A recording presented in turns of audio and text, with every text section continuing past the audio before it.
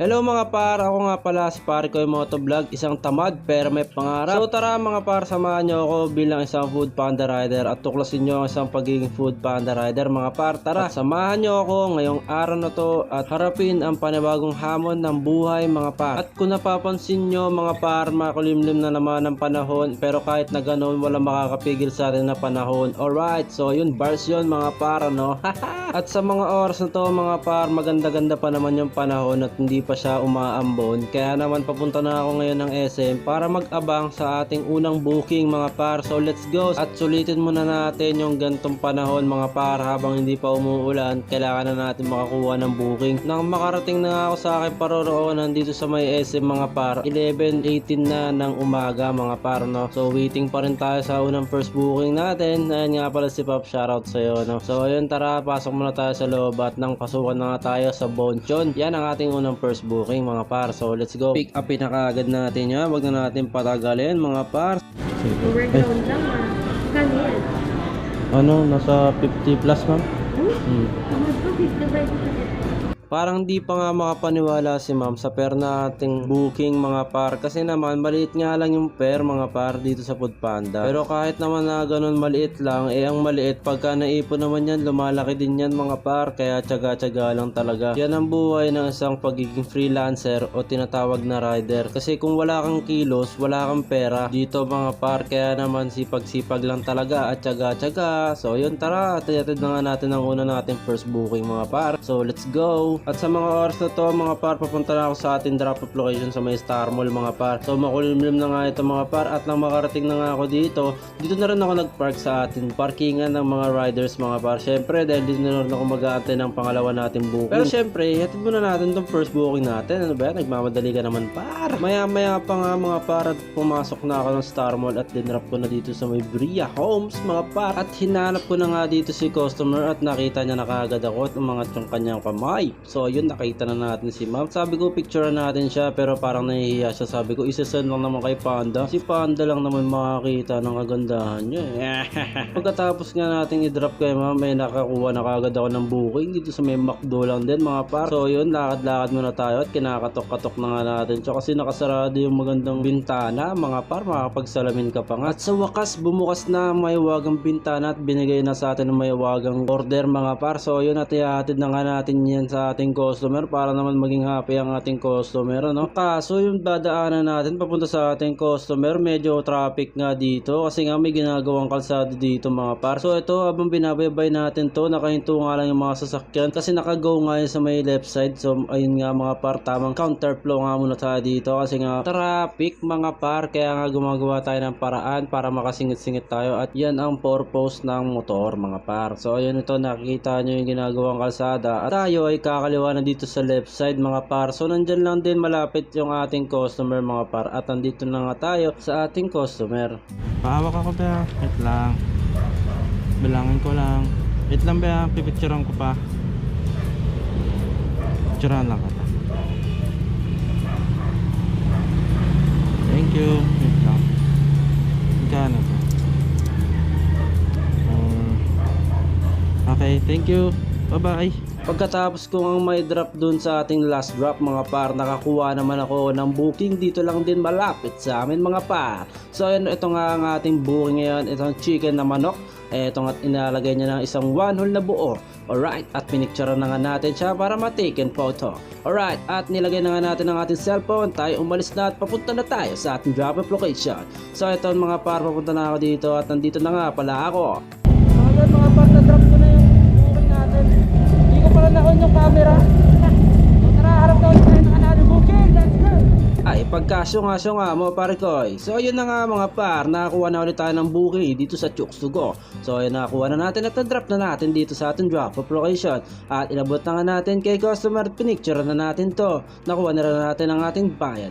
Nakita pa nga natin yung gwapong-gwapo natin tropa na dati natin schoolmate sa may Kaipian National High School. So shoutout nga pala sa mga Kaipians dyan, mga graduate ng Kaipian mga par. So yun, nandito na ang mga tropa natin, nagkita-kita na ulit tayo, ano? Guardia nga pala siya dito sa may SM, ko, San Jose del Monte, Bulacan, na kung tawagin, I love AR, San Jose del Monte, Bulacan. Alright, so ayun na nga mga par, nung nakapasok na ako ng SM San Jose del Monte, Bulacan, naglolo ko nga pala yung ating signal dito na dito SIM. So nagtataka ako bakit hindi nagkakaganyan ng ating apps at nakailang restart at airplane mode na nga pala ako dyan. Nako, wala pa rin nangyayari mga par, at tinanong ko na rin yung ibang mga tropa dyan kung bakit walang signal.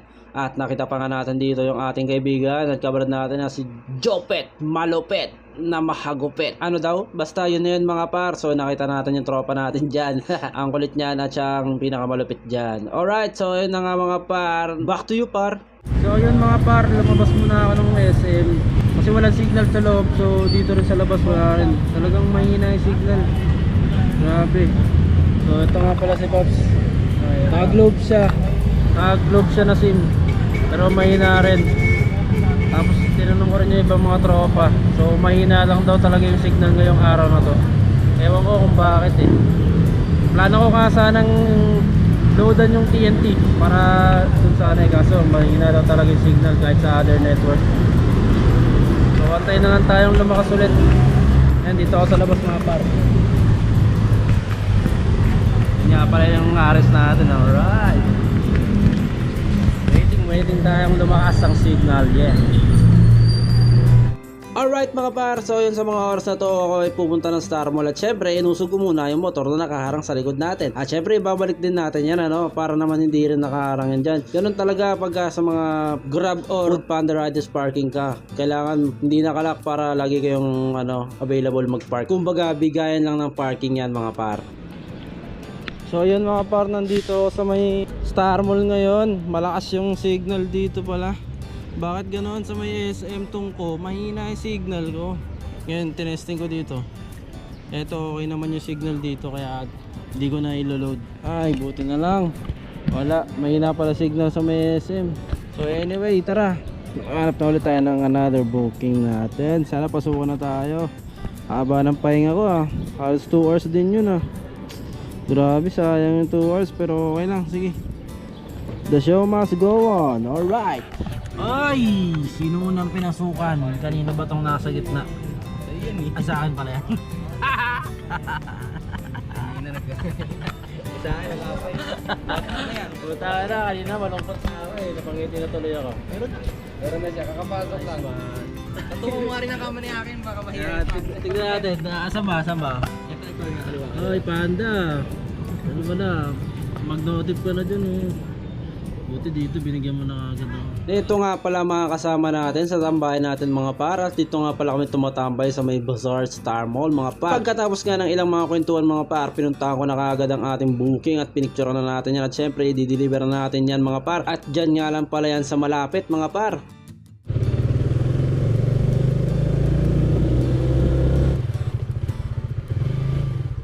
Marami-rami rin pala ito ma'am no? Birthday ko. Birthday ma'am? Hindi po. Hindi po ako. Birthday nga ma'am. Kung birthday mo ma'am, mukha naman, tarot.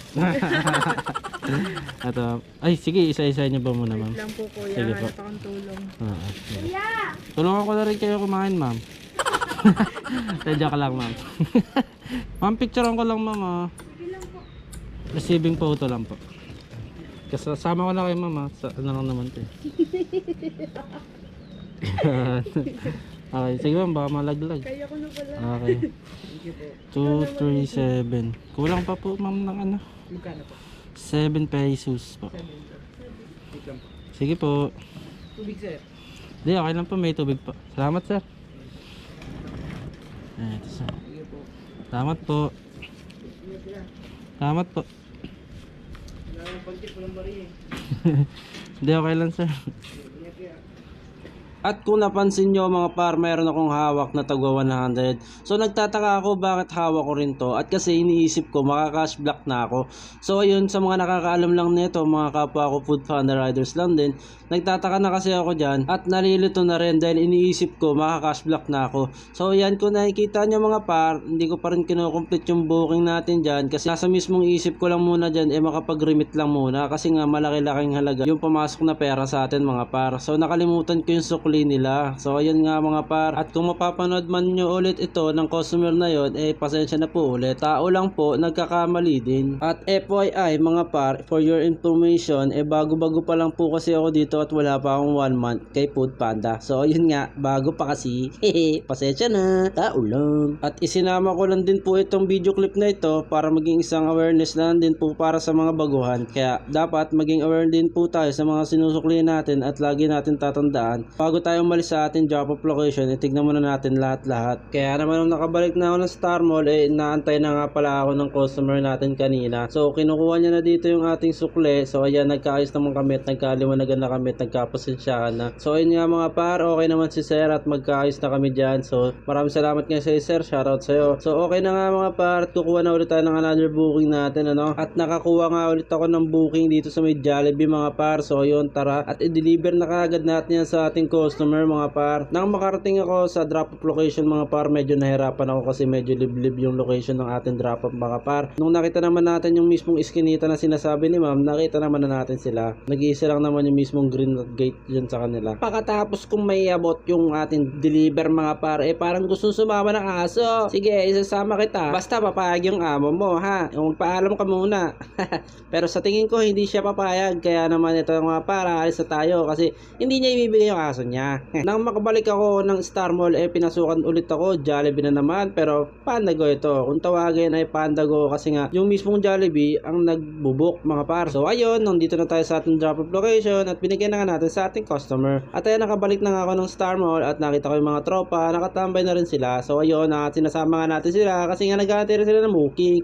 Ayun nga, wala nga kaming booking dyan, kaya naman nagmumuni-muni muna kami at nagkukwento-kwentuhan. So ayun nga mga par, habang nag-aantay kami ng booking namin, syempre, magkukwento muna kami, di ba? Sa tingin nyo mga par, anong pinag-uusapan ng mga lalaki kapag nagkukumpulan? Ano pa, di syempre sa trabaho lang. At syempre mga par, nagkaroon na ako ng booking at ayan, nagdadampot-dampot na naman si pare ko, nagkamali na naman, pasensya na, tao lang. Iba pala yun.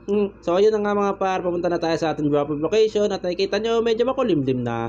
So ayun na nga mga par, tayo bumabiyahe na, medyo karipas tayo dyan kasi nga, parang hindi tayo maabutan ng traffic. Alam nyo naman na yung ginagawang kalsada dito ay ginagawa pa. Kasi nga mga par, hindi pa tapos. So ayun na nga mga par, buti umabot ako at nasa dulo na yung kotse. Yun na nga pang dulo at ako ay umabot. Alright, syempre mga par, maya pa ay dumating na ako sa ating drop off location at inabot na nga natin yung order ng ating customer mga par para naman makapag food trip na sila. So ayun na nga, bumalik na tayo sa Star Mall at nakakuha na ulit ako ng booking dito sa may Chowking. At ayun na nga mga par, pinicturean na natin at tayo aalis na. At syempre ayun na nga, dumidilim-dilim na at naiabot na natin ang order ng ating customer. Alright, so ayun mga par, kakadrop lang ng booking natin. So medyo paulan na rin, okay lang, laban tayo dyan. So tara, let's go. Diyan lang kayo, panoorin nyo kung paano tayo sumabak sa ulan. Laban lang to, wala tayo susukuhan. Alright, let's go. Nang makabalik nga ulit tayo ng Star Mall, pinasukan na ulit tayo ng booking mga par dito ulit sa Jollibee. At tignan nyo kung gaano tayo katagal pinagantay niyan. 26 minutes yan, mahigit 30 minutes din yan mga par. Okay na to? Okay, thank you. Sa mga oras na to mga par, naglabas na nga ng laway ang kalangitan, kaya naman tayo naglalagay na ng kapote para hindi tayo mabasa mga par, at para naman tuloy-tuloy pa rin ang ating biyahe. So ayun na nga mga par, at dumating na nga tayo sa ating drop off location.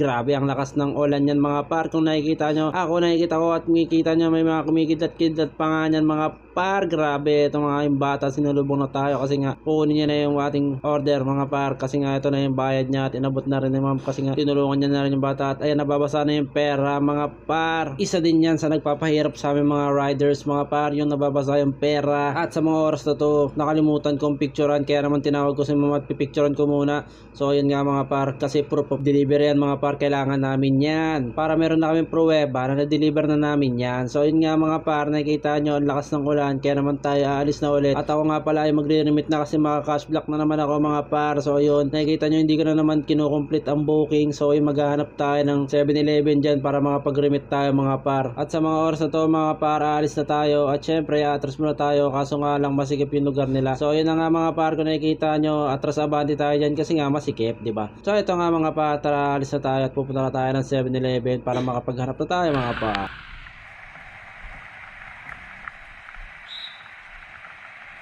meron nga pala ako ituturo sa inyo sa mga kapwa ko Food Panda riders. Mag-download kayo ng Click App. Yun yung mismong machine ng 7-Eleven. Pwede na kayo gumawa ng transaction gamit yung Click App para naman ipapakita nyo na lang yung mismong QR code sa cashier ng 7-Eleven at hindi na hassle sa magpupipindot ka sa machine nila. Sobrang laking tulong nito para sa aming mga riders mga par. So ayan, pagkatapos ko nga pala mag-remit mga par, maghanap na ulit tayo ng another booking natin. At ito nga pala mga par, maya maya ay pinasukan ako ng booking. So Jollibee itong kuto mga par, ano.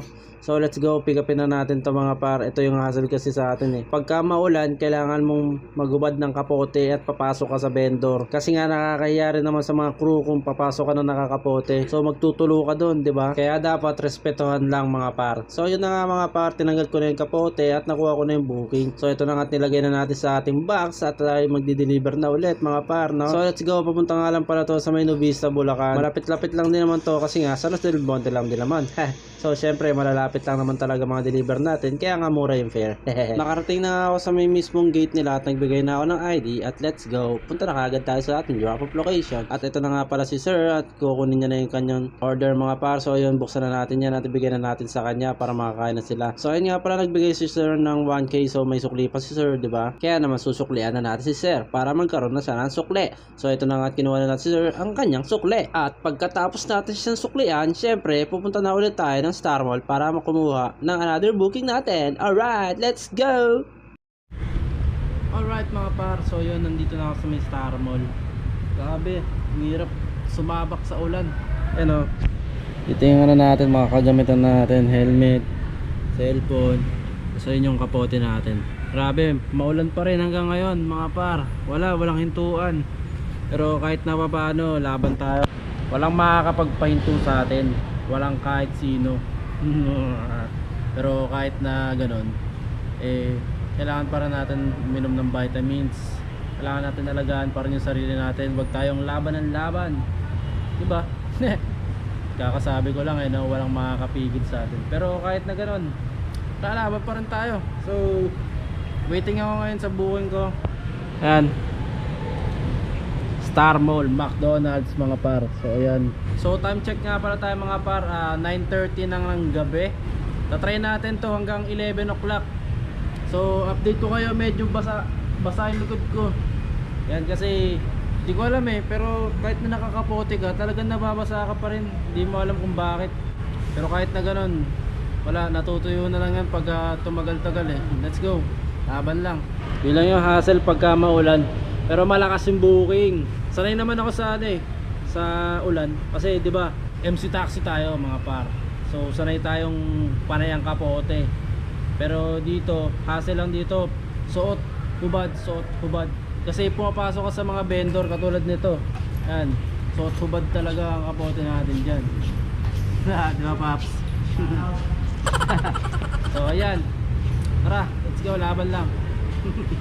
Pagkatapos ko ang ma-pick up yung ating booking dito sa may McDonald's mga parat, dinala na kaagad natin sa may motor natin. So dito ko nga pala pinark sa may labas lang. So ayun, tara at bumiyahe na ulit tayo at malakas-lakas ang ulan ngayon mga par. Grabe, walang hintuan talaga. Lumabas na nga yung customer natin mga par at kinuha ng kanyang order mga par. So ayun, mabilisan lang to mga par kasi nauulanan yung customer natin. So ayun, ito nga mga par, nakabalik na ako ng Star Mall McDonald's ulit ang ating order mga par at papasok na nga ulit ako dyan. Alright, syempre makakabalik na rin tayo at makakalabas na ulit tayo dyan mga par. At nang paglabas natin, dala-dala na nga natin yung order ng ating customer. So syempre, ihahatid na kaagad natin yan mga par. Kasi ganun tayo kabilis, parang faster lang. Maya-maya pa, nakarating na kaagad tayo sa ating drop-off location, di ba? Ang faster natin, sobrang bilis lang. So ayun na nga mga par, na-drop na kaagad natin yung booking natin. At syempre, magre-remit na kaagad tayo dito sa 7-Eleven para naman matapos na kaagad tong trabaho natin at tayo makauwi na at makapagpahinga na. Alright! At ito na nga, sinasabi ko sa inyo, yung quick app, generate code lang kaagad dyan ng ating cashier mga par. Ganun lang kabilis, di ba? Walang hassle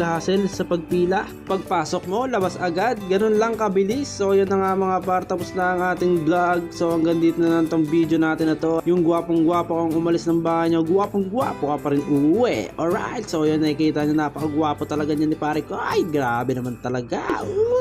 Tignan nyo na, talaga naman, sarap sampalin. Naku, patapos na lang ang video, yan ang iinis pa. So ayun na nga mga parang ganito na itong vlog natin na to. At wag nyo kakalimutan pindutin yung like and share and button. And please comment kung natuwa ka naman dito. At syempre mag-follow ka na rin kung tinapos mo tong walang kwentang vlog natin na to. Hanggang dito na lang mga par. Paalam! Pow! Pow pow! Yum! Food Panda!